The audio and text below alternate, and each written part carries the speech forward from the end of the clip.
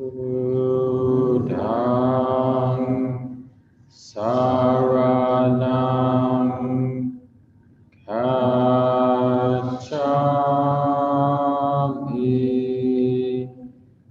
dhammang saranang gacchami,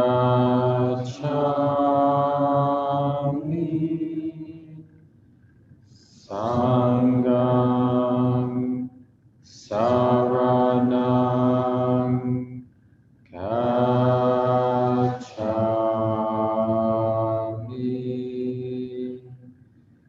dutiyampi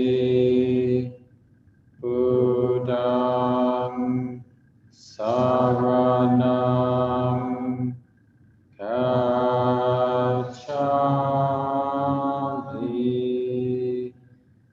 dutiyampi dhammang saranang gacchami,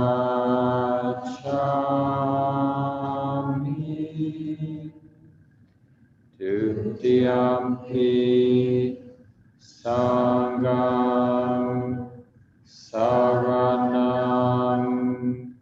gacchami,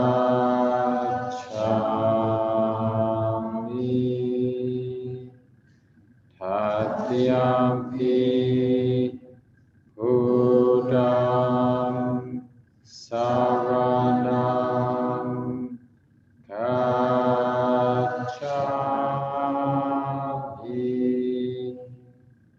tatiyampi dhammang saranang gacchami,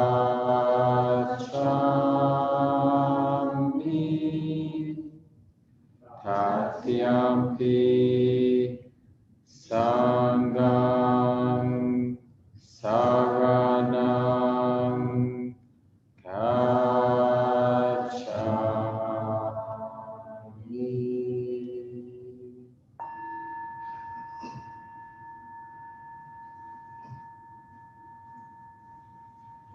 We'll take our time, settle into a comfortable posture for the meditation. Doing our best to sit up in a relaxed way that supports clarity of mind, released and alert. And the instructions that we get from the Satipatthana Sutta on mindfulness of mind. One knows a mind with lust to be a mind with lust.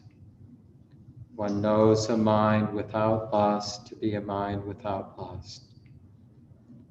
One knows a mind with anger to be a mind with anger, or one knows a mind without anger to be a mind without anger. Or one knows a mind with delusion to be a mind with delusion, or one knows a mind without delusion to be a mind without delusion, or one knows a contracted mind to be a contracted mind, or one knows a distracted mind to be a distracted mind.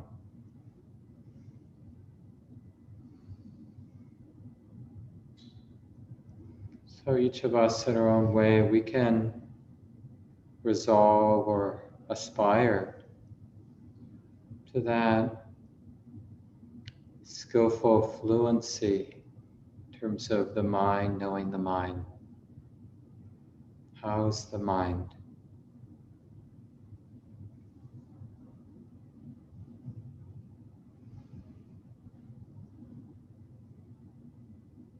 Although I may have forgotten you, I now resolve to not forget. How's the mind?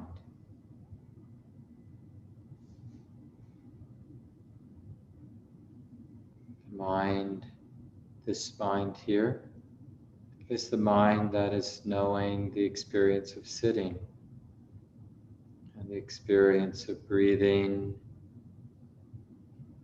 And this embodied sense that hears and sees and smells and tastes.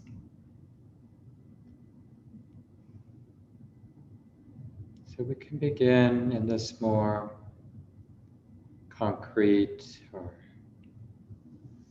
obvious experience of embodiment. The mind that knows, the mind that is intimate with embodiment.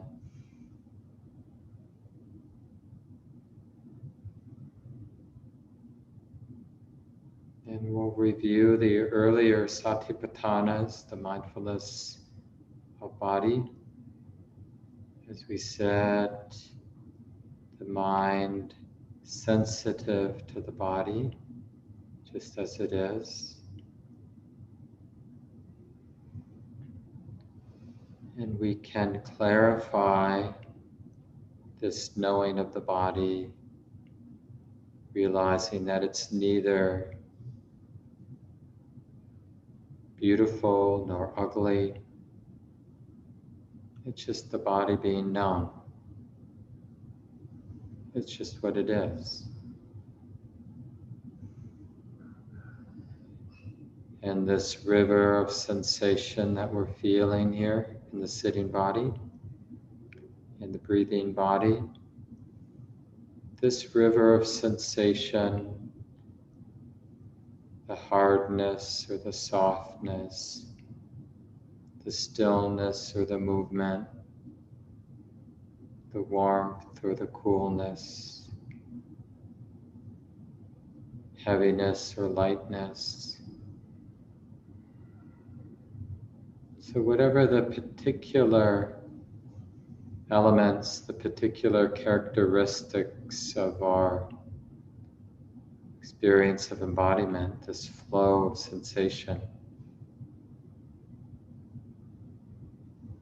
you can just notice that whatever the sensation is,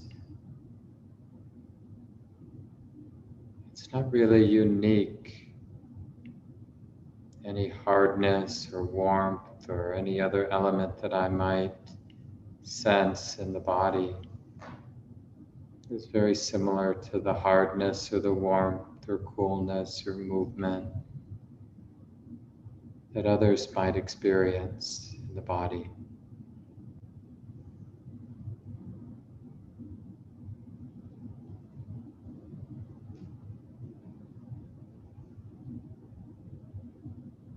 So we sense that impersonal or non-uniqueness just in the flow of sensation. In a way, the elements of sensation, it's really the common ground of embodiment. In Buddhist practice, we talk about the earthiness, the wind element, the water element, the heat or fire element.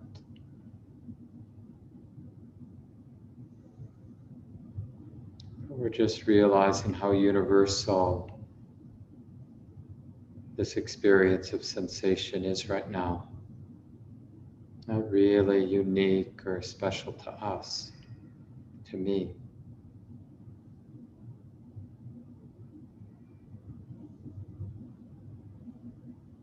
And we notice in the body its changing nature. This river of sensation, of embodiment. Same with seeing and hearing, smelling and tasting.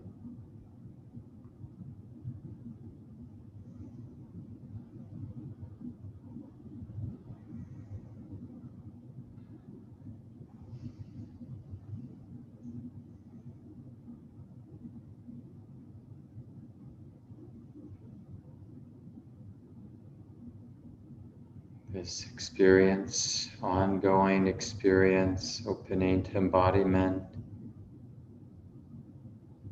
is essential and central ground of our practice.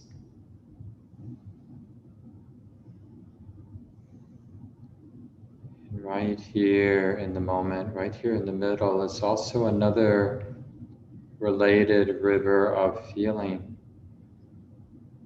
And you might find it helpful to begin by just sensing the heart center. But this river of feeling tone isn't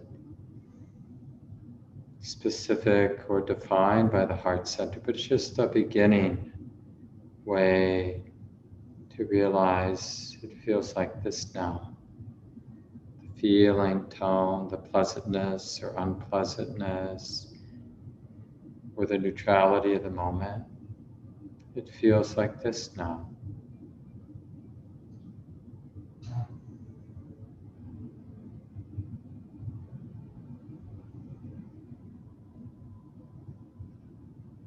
And we're learning to let feeling, the feeling in the heart,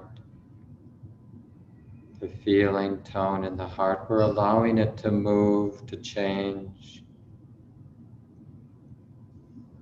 It's also has this nature of being an ongoing flow, river.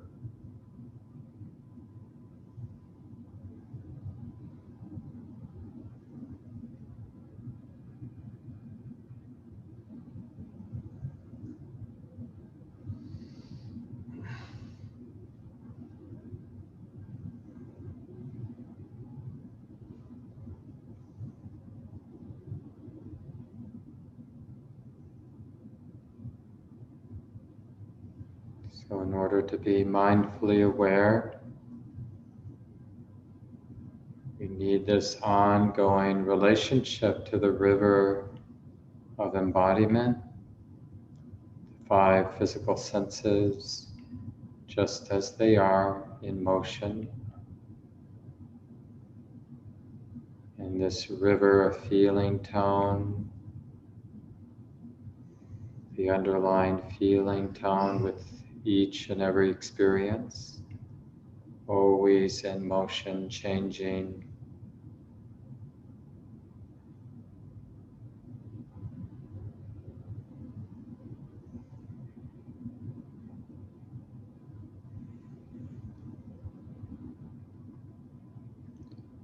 Alert and relaxed with these rivers, not afraid of the exposure, soft, willing to be vulnerable,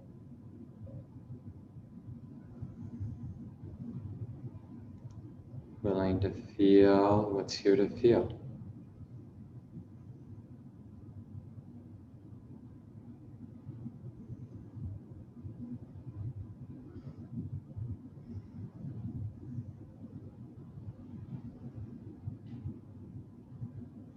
And there's this knowing mind.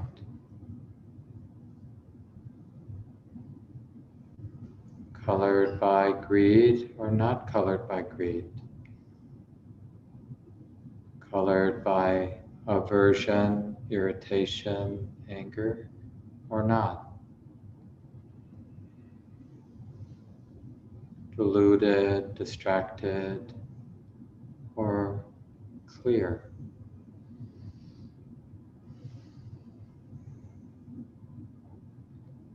And for the sit tonight, let's make a particular intention, effort to notice moments where the mind is absent of greed, absent of anger, absent of delusion.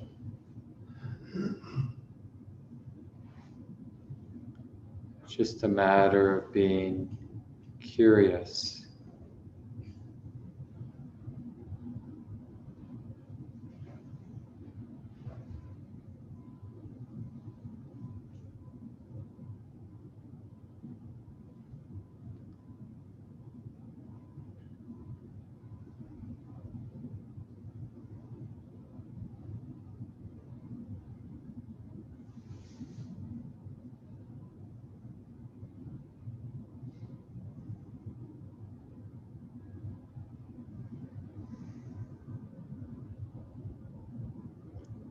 And you can find your own way to drop in a simple, sincere question. Is this a mind free from lust? Don't try to necessarily answer the question, but use a simple question like that to brighten the interest in the mind. Is this a mind free from lust?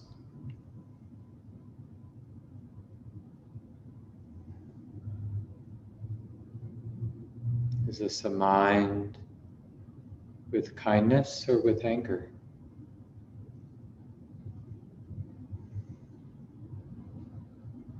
It's not about judgment, it's really just about a wholesome desire to be close or to be clearly aware.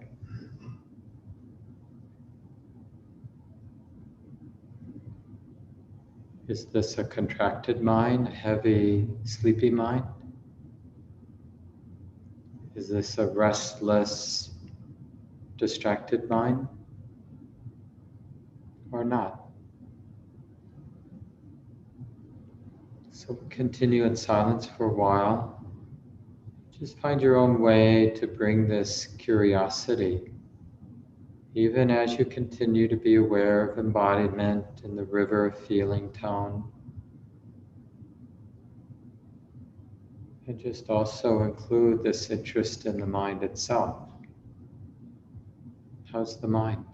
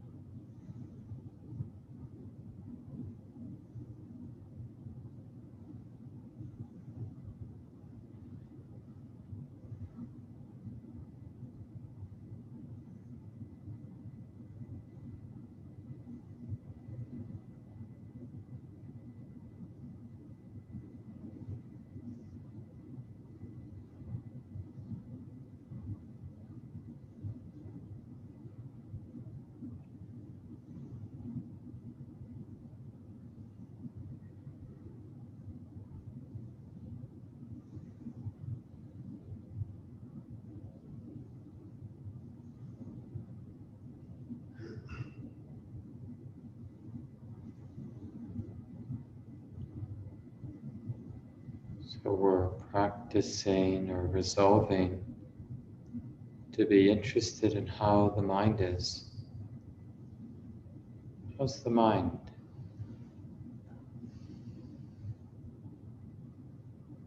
And it's okay not to know, but let that lead to a deepening of interest. And remember, we're not trying to fix the mind or make it a particular way. It's just about being interested. And over time, becoming more fluent and recognizing how the mind is. Just like a good friend would be able to sense how the friend is,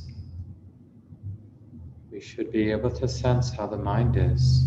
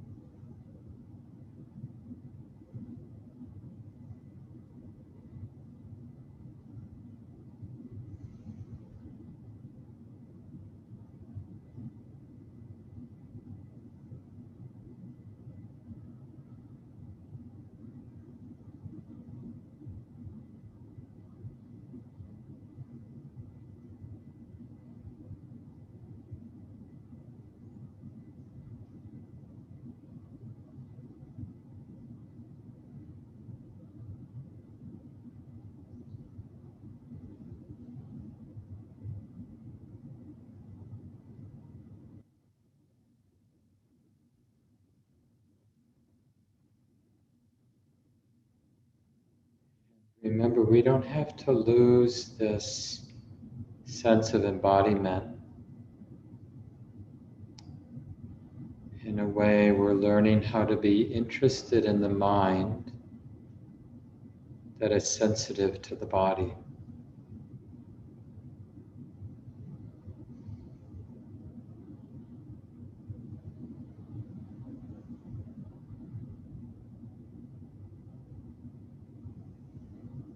Or another way, realizing that this present moment is the mind knowing the body, being intimate or distracted, controlling or kind with the body, just depending on how it is right now.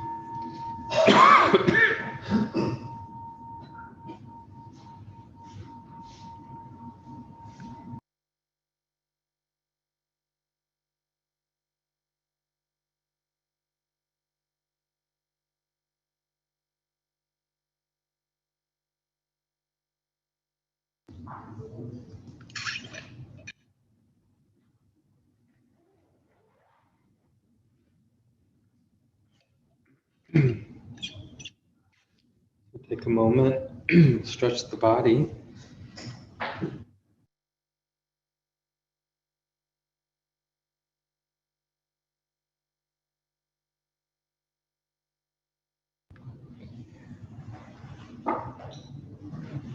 So welcome everyone. So I have a little tickle in my throat. Just any questions about the meditation instructions tonight before I share a little bit, and then the last 25 minutes or so we'll have small groups tonight, both in the room, and Dave will help organize the small groups for the Zoom community. But both online, you can either write something in the chat or raise your digital hand, or here in the room. Any questions about the instructions, and just generally about, in meditation, using the mind to be aware of the mind. And of course, we'll have time to share about that in the small groups, but anything from me?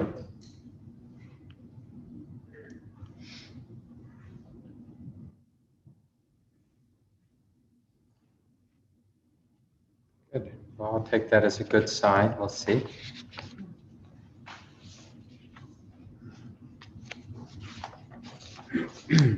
This is from Bhante Gunaratana, a Sri Lankan monk who's been here in the West for a long time, quite old. He started Bhavana Society in West Virginia. And this is his book on the Eightfold Path called 8 Mindful Steps to Happiness. And he's writing about mindfulness of the mind here. He writes, "You give each mental state total attention as it arises, without doing anything specific about it, and without allowing yourself to get involved or to follow the thought or feeling. You simply watch as each state or quality rises and falls. This rising and falling is the nature of the entire mind. Every moment, in fact, many times every moment, mind arises, reaches its peak, and passes away. It is the same for any mind of any being in the universe. The more you observe this rising and falling of all mental qualities, the more volatile you know them to be. Seeing this volatility, you gain insight into the impermanent phenomenon called mind. Thus, the more you focus on mind itself, the less solid it seems. Like everything else that exists, it is always changing. Moreover, you discover there is no permanent entity, no one running the movie projector. All is flux, all is flow, all is process. In reality, you are, who you are is simply the constant flow of changing moments of mind. Since you cannot control this process, you have no choice but to let go. And letting go, you experience joy. And you taste for an instant the freedom and happiness that is the goal of the Buddhist path. Then you know that this mind can be used to gain wisdom. And this, I think, is a useful thing now, week 4 of our Mindfulness of Mind class. And even if it's something we take just initially on borrowed faith, but the source of suffering and the source of happiness is where? Right here. And part of the reason why life is often so frustrating is, I think because of our animal nature, we, as a sensitive being, an animal, we're oriented to the external. So we figure the problems and my salvation is out there in what we might call experience, sense experience. I'll figure it out, I'll find it, I'll get it, and then we'll be happy. And when we're not, it's because of that. And we don't really have much fluency and even much interest in looking inward.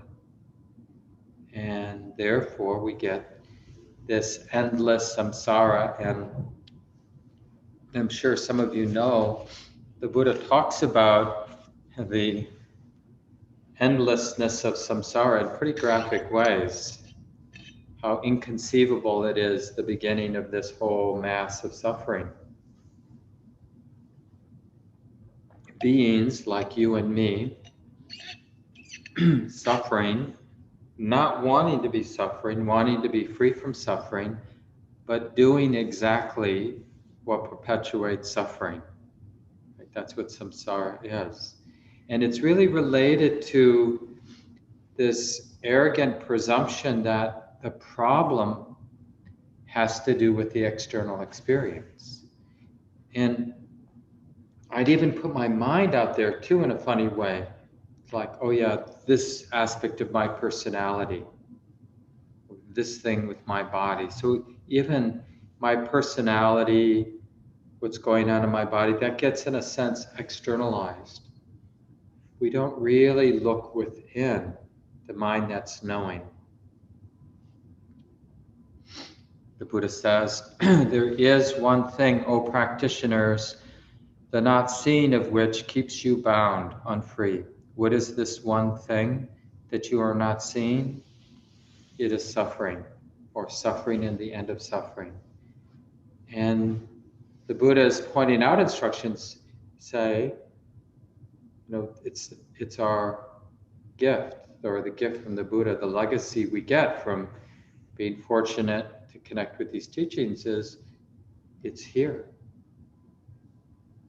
The source of freedom, release, or the experience of release, the experience of suffering, it's all here. It's happening right here. And it doesn't matter if we've missed it or haven't been interested. It's, in a way, it's waiting for us to be interested.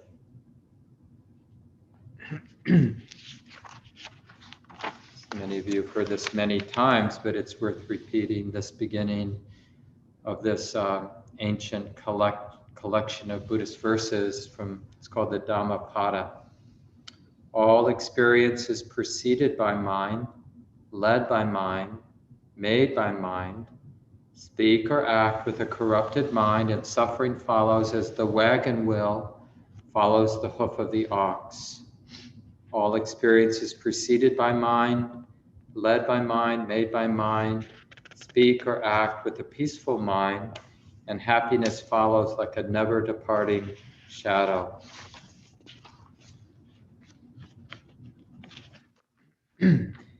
He abused me, attacked me, defeated me, robbed me. For those carrying on like this, hatred does not end. She abused me, attacked me, defeated me, robbed me. For those not carrying on like this, hatred ends. Hatred never ends through hatred. By not hate alone does it end. This is an ancient truth.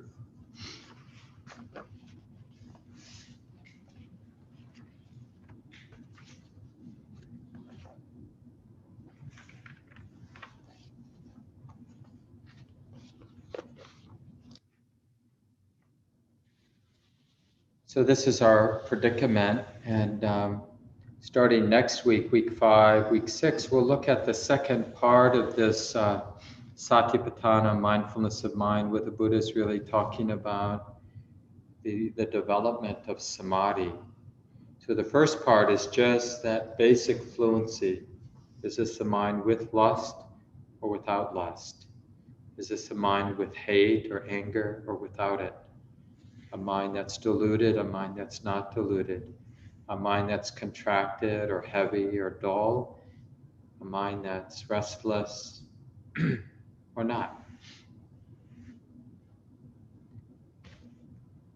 And isn't it amazing that,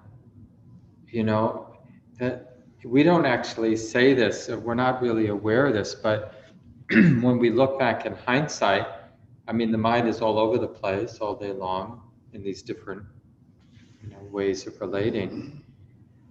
But the sort of unconscious presumption is, well, of course I'm irritated because this is happening. Of course I'm happy because this is happening. Of course I'm dull. Of course I'm restless. Of course I'm distracted.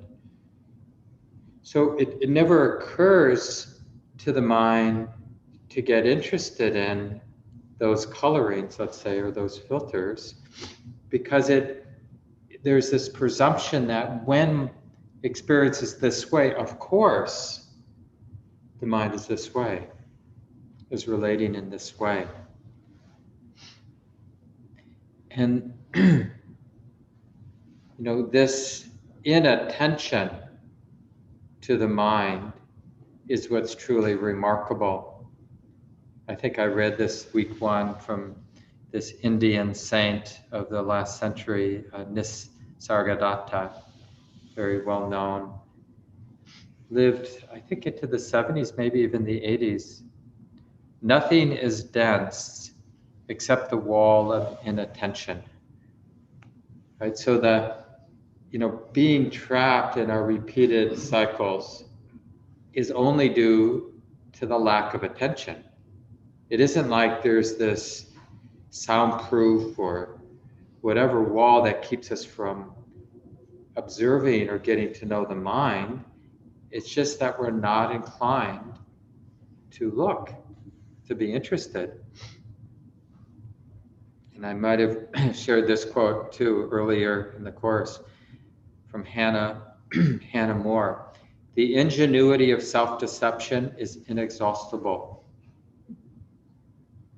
It's like that silly scene from the Wizard of Oz, where the wizard is saying, don't look at that guy behind the curtain. He's just, forget exactly what he says, but it's not important. Pay no attention to that guy.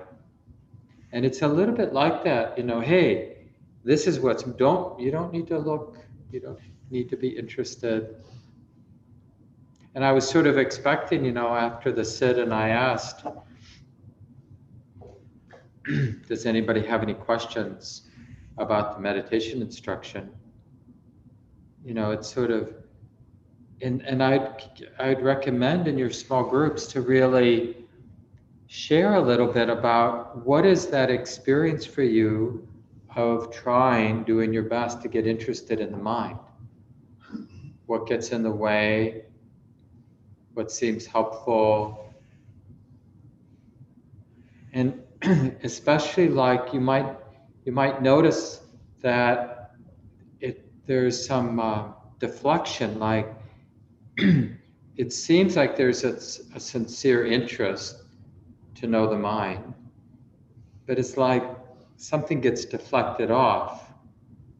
Not easy to rest there or to sustain that interest. But that's sort of interesting, isn't it?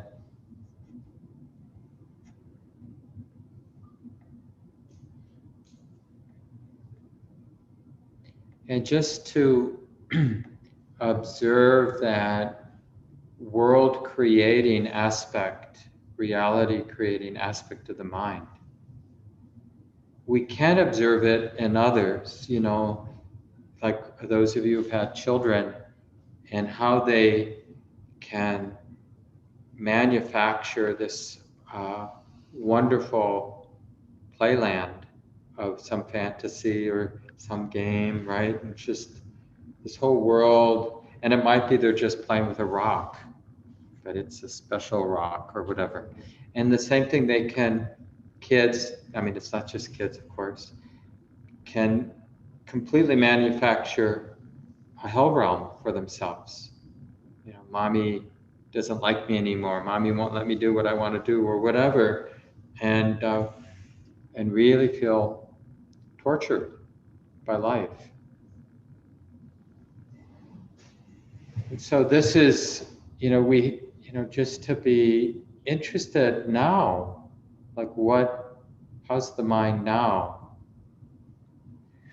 And as I mentioned in the guided sit, to make a particular, and again, to talk about this in the small groups perhaps when it's your turn, but like how not inclined we are to notice. It's relatively easy to notice when there's a lot of greed, but it's definitely harder to notice when there's a mind without greed, or a mind without hate, or a mind that's not deluded. And in the chapter in Venerable Analayo's book, it's kind of the main text. I've been reminding folks, you might want to get a copy, either the digital or this, because it's just a great reference. Satipatthana Meditation, a Practice Guide. And of course, he has a chapter on mindfulness of the mind. And one of the 4 Satipatthanas, the teachings on mindfulness, mindfulness of the body, mindfulness of feeling tone, mindfulness of the mind, mindfulness of mind objects or dhammas, which we'll be studying in the fall. And for those folks who haven't been doing these courses, the body was the winter course, feeling tone was the spring course. Now in the summer we're doing mindfulness of mind. Those classes are up on our YouTube channel so you can listen. And this is the comprehensive training and teachings from the Buddha on how to establish mindfulness, which is the liberating path. And for each of these 4 Satipatthanas, there's this basic description. And this is what allows us, even something as subtle and slippery, ephemeral, hard to really see as a natural phenomena, as the mind is. But with mindfulness, we really can. So he defines it, it's sort of the definition of what we need to be mindful of the mind. We need diligence, clearly knowing, mindful, freedom from desire and discontent. Right? So to observe the mind, we need to be diligent. Right? That sort of bright interest. Can't be holding back or trying to do 3 things at once. We really have to be sincerely interested in the mind. That's the diligence piece. And the clearly knowing is more about comprehending it. And in Buddhist terms, when we're comprehending something, we're seeing its underlying nature. It's changing, it's unsatisfactory, it's impersonal nature. So for us, like when we're observing the mind, it means, of course, we have ideas about the mind, like, that's me. I'm the mind, that's me. That's why it's not our habit to look at it. Why would I have to look at me? That's sort of one of the defensive maneuvers, I already know who I am. I already know how I feel. Of course I know my mind, right? But do we?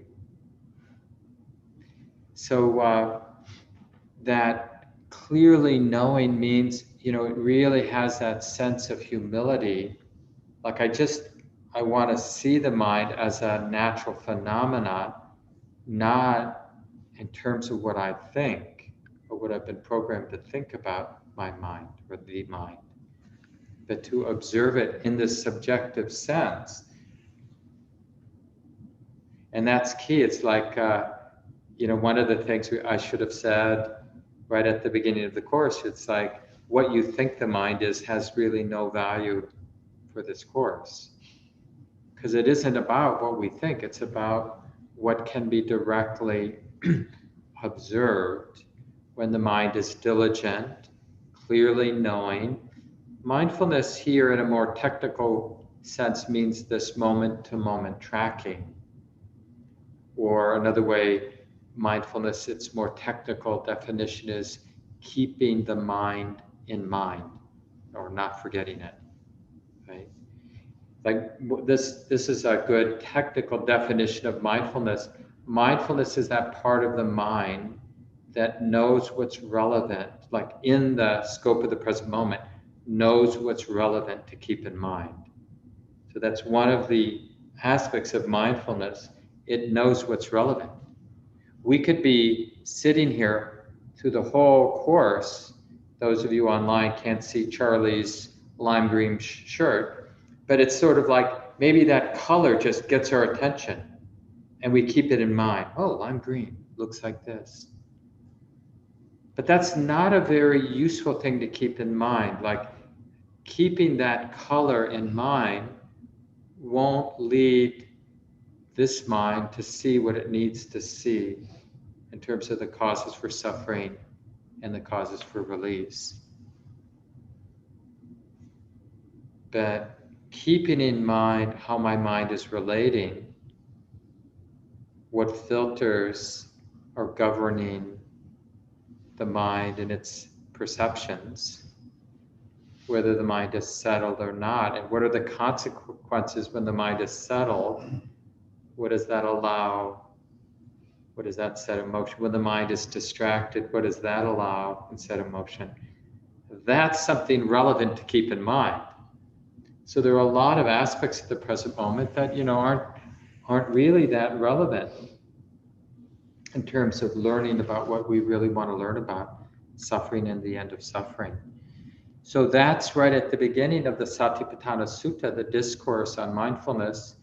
The Buddha defines this sort of practice of mindfulness as this diligence, bright, all in, I'm interested.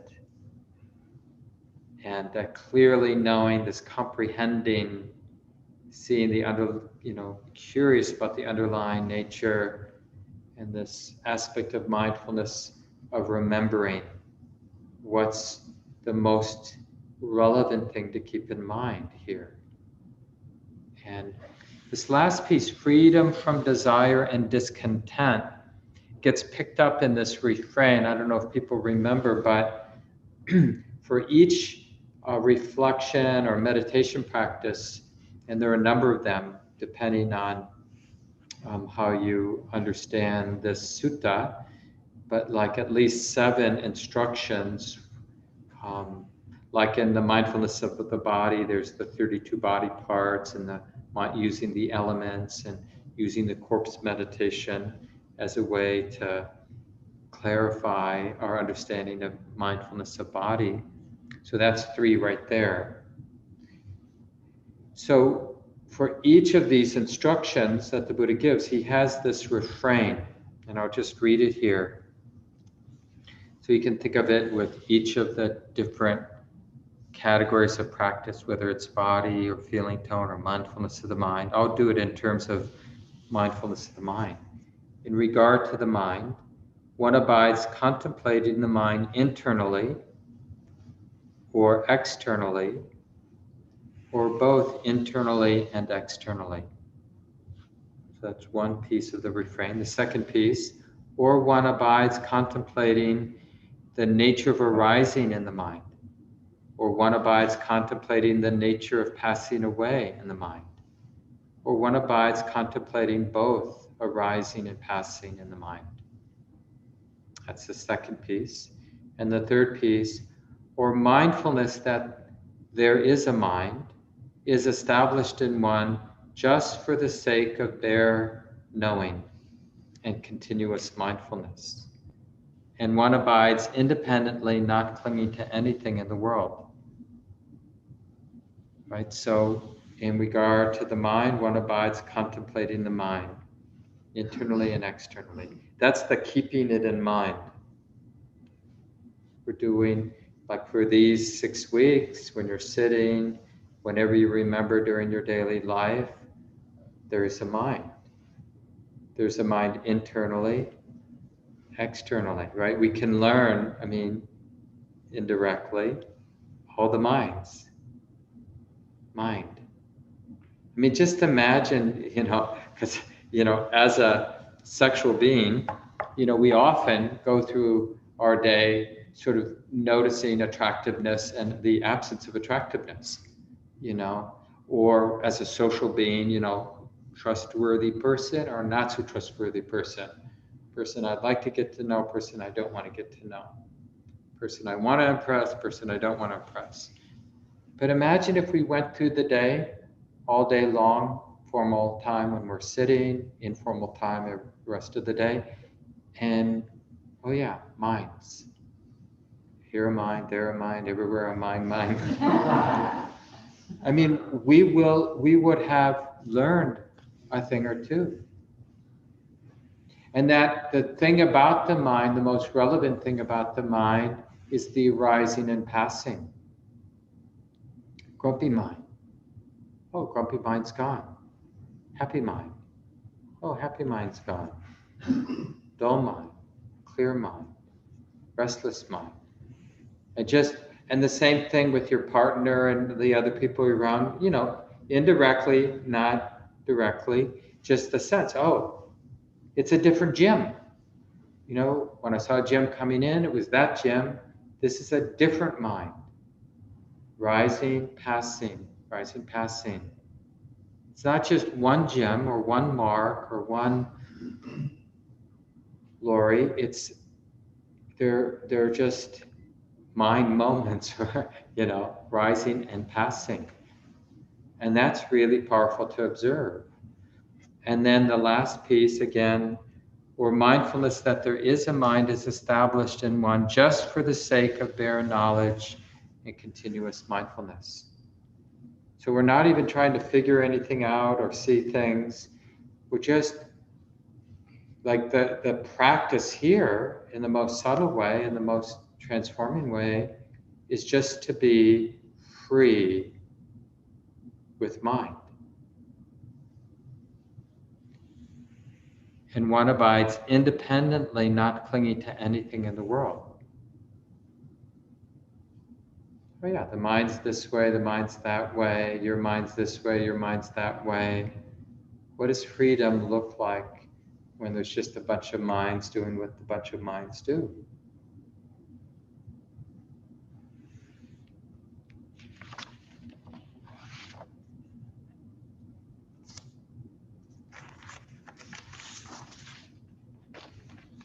So this is a little bit more from that chapter in Venerable Analayo, this German monk's book. And he's talking about this homework that I'd like to encourage for this next few weeks in our practice, to put more emphasis on recognizing the absence of greed and lust. So a mind that's generous, a mind that's content, a mind that can let go, not stingy, and noticing the mind without anger or aversion or fear or anxiety, all the different forms of aversion. Like we could have a contest. How many mind moments between now and next Monday can we notice the mind free of aversion or free of greed or free of delusion or free of contraction, dullness, or free of restlessness or distractedness? Because the point that Venerable Analayo makes here is it's really important to create the feedback loop that builds our practice. It's really getting this taste of freedom when the defilements are less oppressive, these habits of greed, hatred, and delusion. Let me just read a little of this. And this, you might have already done this homework, so this could be something you share in the small group, like just a moment you remember, maybe you're just taking a walk, and the momentum of your practice, you had the wherewithal just to notice, this is a mind free of greed. This is a mind free of hate. This is a mind free of delusion. Now, it doesn't mean you said those words silently in your mind, but it was just a moment of recognition of the purity of the mind. Purity in the sense of this mind isn't stained by greed, hatred, and delusion. It doesn't have too little energy, and it doesn't have too much energy. This is a mind that's beautiful. This is a mind that has the flavor of freedom because it's not oppressed by these oppressive qualities. And Venerable Analayo, he writes here in the chapter on mindfulness of mind, rejoicing in the absence of defilements is a powerful tool that will make for swift progress on the path to permanent freedom from defilements. This does not mean turning a blind eye to defilements. These should be honestly recognized, but ideally without aversion. It is possible to realize that a defilement in the mind, it is possible to realize that a defilement is in the mind and smile. We smile at the tendency of the mind to do the opposite of what we want to do. We smile in the knowledge that we are walking a gradual path, and that it would be unreasonable to expect that as soon as we sit down to meditate, the mind just does what we want it to. And then a little later, intentionally arousing joy when realizing the mind is temporarily free will go a long way in strengthening the tendency of the mind to remain in the realm of what is wholesome. It also serves to provide inspiration for the practice.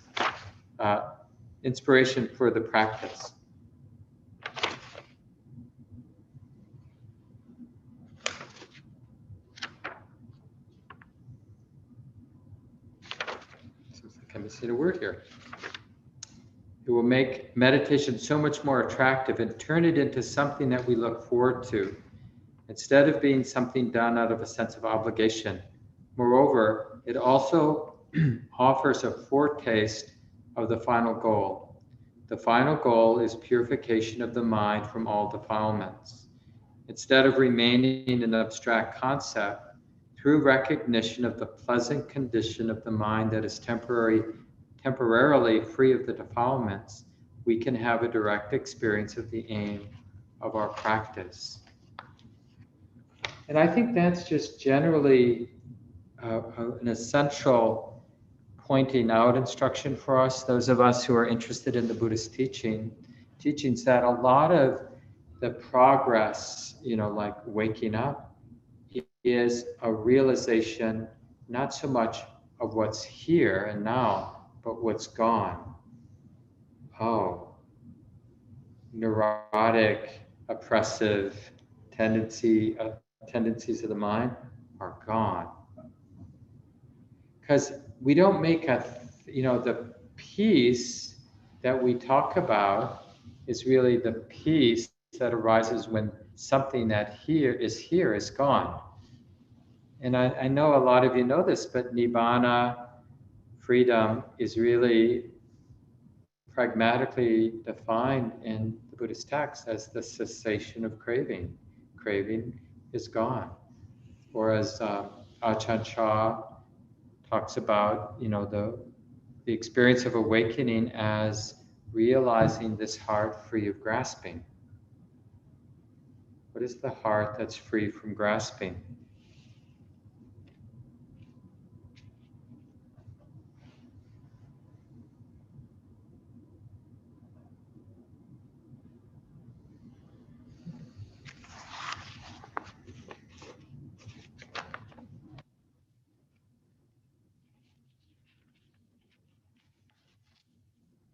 We just have a few minutes left before we need to break into groups. And let me just share this sutta, and I sent this in the weekly email. Maybe I'll just mention in the email that I sent this afternoon to everybody, I put the link for Venerable Analayo, this German monk who is now mostly in residence at the Berry Center for Buddhist Studies in the middle of Massachusetts. And by the way, he does an online course on the Satipatthana. That's really wonderful if anybody wants to dig into these teachings a little bit more deeply. And he also provides guided meditations on all the different aspects of the Satipatthana, including mindfulness of mind. So I put the link for the guided meditation on mindfulness of mind. So I strongly encourage people to do it at least once between now and next Monday, if not every day. And then the other thing I linked to there is the sutta from the middle-length discourses, Two Sorts of Thinking. And this one is translated by Thanissaro Bhikkhu, a Western monk who's an abbot of a monastery outside of San Diego and a wonderful Buddhist scholar and meditation teacher. Before my self-awakening, when I was just an unawakened bodhisattva, someone on the way to awakening, this is the Buddha speaking, the thought occurred to me. And this is great. So now the Buddha is talking about at the time before he was fully awakened, fully wise, right? A practitioner like you and me, probably better skills, but still on his way. And he's giving an example like how he found his way. So the thought occurred to me, why don't I keep dividing my thinking into two sorts? Right? So he's observing his thinking. He's going, maybe I should divide my thinking into two sorts. So I made thinking imbued with lust or greed, thinking imbued with ill will or hate, and thinking imbued with harmfulness, like that absence of sensitivity or valuing, not harming, one sort. You could probably guess, the unskillful sort, right? So we have greed, hatred, and the willingness to cause harm, thoughts that are infected or tainted with these qualities, I put in this category. And instead of greed, thoughts of renunciation. Instead of hate, thoughts of kindness. Instead of a willingness to harm, a deep valuing of non-harming or compassion. Any thoughts that are colored by these wholesome qualities, I'll put in another category. Okay? So he's really pragmatic. I'm going to study my mind, and I'm going to just, in a relaxed, non-judging way, oh yeah, unskillful. Oh yeah, skillful. Oh yeah, there's greed here, unskillful. Setting emotion, stress. There's non-greed here, setting emotion, release. As I remained thus heedful, ardent, and resolute, thinking imbued with lust arose in me. I discerned that thinking imbued with lust has arisen in me, and that it leads to my own affliction, or the affliction of others, or the affliction of both. Now that's not theoretical, he's just observing, oh yeah, there's lust, and to the degree the mind is identified with the lust, it leads to my affliction and the affliction of others. Any kind of greed, right? We can directly observe that. It obstructs discernment, promotes vexation, and does not lead to freedom, to unbinding. And then he says the same thing. First, there's another piece here. As I noticed that it does not lead to my own affliction, it subsided. As I noticed that it leads to my own affliction, it subsided. That's powerful, isn't it? It's not about stopping ourselves from being greedy. It's about seeing it for what it is. Oh yeah, it leads to my affliction. And when I comprehend that greed causes me and others tension, suffering, it subsides. And he says the same thing about hate and the same thing about harmfulness. And then he does the same practice with skillful qualities.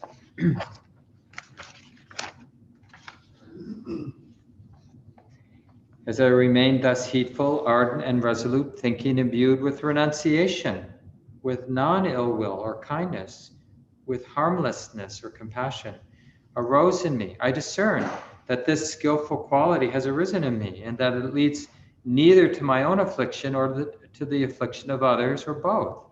It fosters discernment, promotes lack of vexation, and leads to unbinding. If I were to think and ponder in line with that, even for a night, even for a day and night, I do not envision any danger that would come from it, except it might be a little exhausting to be, with wholesome thoughts for a long period of time. But otherwise, not a problem. And he just gives that example.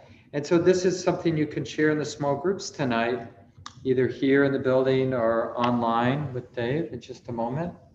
And really think of these small groups as sacred spaces where we talk about, oh yeah, I was observing greed. I mean, it's such a powerful thing to have a small group where we can be real with each other. Oh yeah, there's hate, there's aversion, there's fear, there's greed, there's lust, there's delusion, denial. It's so nice. I remember, just I'll leave that story just because we're running out of time.